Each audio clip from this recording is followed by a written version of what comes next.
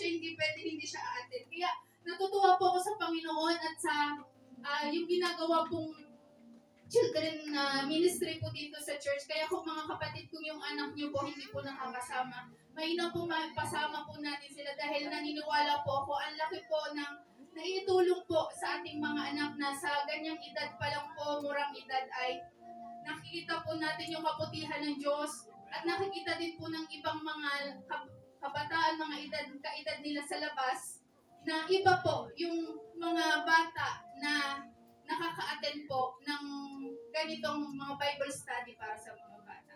At ayun po at ngayon po isang favor din po na nakasama po namin yung husband ko ngayon. Siya po ay galing 24 hours duty from kahapon hanggang kanina. Dapat po ay mga 9 a.m. pa po ang labas niya. Pero God's favor po, nagpaalam siya na mag-early exit po siya. Kaya po rin po ang Panginoon dahil ngayon po kasama po namin sa dito.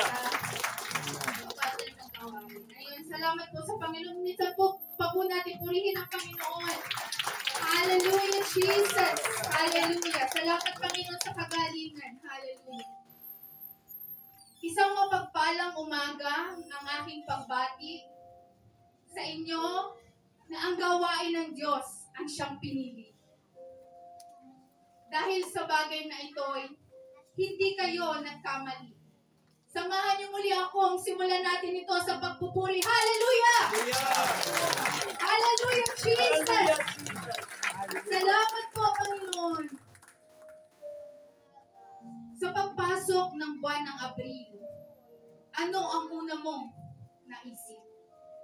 Maaaring school vacation, family reunion, o outdoor trip. Tiyak, ang mga araw na ito'y sa isip mo'y di nawawaglit. Dahil di lang estudyante ang bakasyon kapag Holy Week. Pagdiriwang ng mahal na araw, kung ito'y ating tawagin. Ngunit tunay na rason ng okasyong ito'y alam ba natin? Maaaring oo, ngunit di nabibigyang mabuti ng pansin. Bilang mga mananampalataya, dapat po nating alamin. Hindi man binanggit sa Biblia ang tiyak na petsa. Ngunit ang tunay na dahilan dapat nating makita.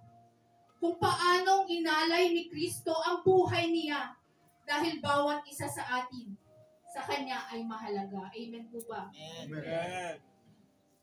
Sa labas ng iglesia ay ating makikita kung paanong ito'y ginugunita nila. Iba't ibang paraan ang kanilang ginagawa upang ipagdiwang itong Semana Santa. Sila'y nag-aayuno, naglalakad ng nakapaa. Sinasaktan ang kanilang mga sarili at nagpapahampas sa iba. May buhat-buhat na krus, yan ang ating makikita. At ang iba naman, talagang nagpapapako pa. Mga deboto, kung sila'y ating tawagin. Akala nila'y tama ang ganitong gawain. Pagkat sa paniniwala nila'y sila ay lilinisin at ang kanilang kasalanan